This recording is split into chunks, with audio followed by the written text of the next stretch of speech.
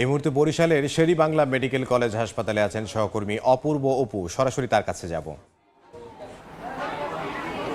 লাফিয়ে লাফিয়ে বাড়ছে শিশুদের হামে আক্রান্তদের সংখ্যা। বরিশাল শের-ই-বাংলা মেডিকেল কলেজ হাসপাতালে এই মুহূর্তে 44 জন শিশু ভর্তি আছে এই হামে আক্রান্ত হয়ে, এবং বরিশাল বিভাগের বিভিন্ন হাসপাতালে 77 জন চিকিৎসাধীন রয়েছেন বলে জানিয়েছে বিভাগীয় স্বাস্থ্য কর্মকর্তা শ্যামল মণ্ডল। তিনি সকালবেলাতে এই তথ্য জানিয়েছেন, যদিও বা বিকেল 4টার পর এই সংখ্যা কিন্তু আসলে আপডেট হয়, 24 ঘন্টা পর পর তথ্য জানানো হয়। সেই ক্ষেত্রে এই গত 24 ঘন্টার চিত্র এমনটি বলছেন স্বাস্থ্য কর্মকর্তা। এর পরের চিত্র হয়তো বিকাল 4টার পর তিনি জানাবেন।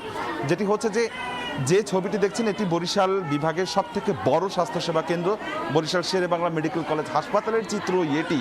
একটি বেডে 2 জন শিশু কিংবা মেঝেতেও শিশুরা শুয়ে চিকিৎসা নিতে হচ্ছে। এখানে কার্যত এক ধরনের হিমশিম খেতে হচ্ছে স্বাস্থ্যকর্মীদের। রোগীর চাপ অনেক বেশি এবং স্বাস্থ্যবিধি আসলে কোনো বালাই নেই। কেউ স্বাস্থ্যবিধি মানছেন না বলেই দৃশ্যত সেটি একদম পরিলক্ষিত হচ্ছে।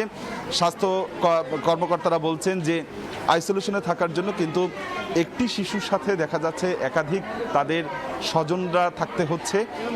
ফলে এই যে শিশু হামে আক্রান্ত তার পাশাপাশি হামে আক্রান্ত যারা না তাদের কাছেও কিন্তু এই রোগটি ছড়িয়ে পড়ছে বলে এখানকার স্বাস্থ্যকর্মীরা বলছেন।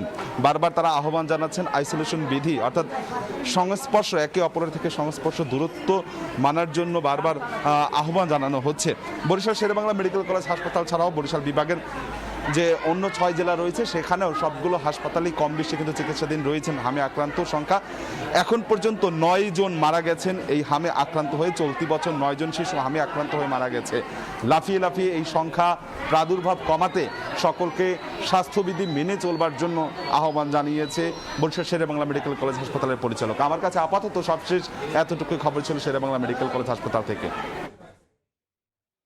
বরিশাল থেকে সহকর্মী অপূর্ব অপু যোগ দিয়েছিলেন।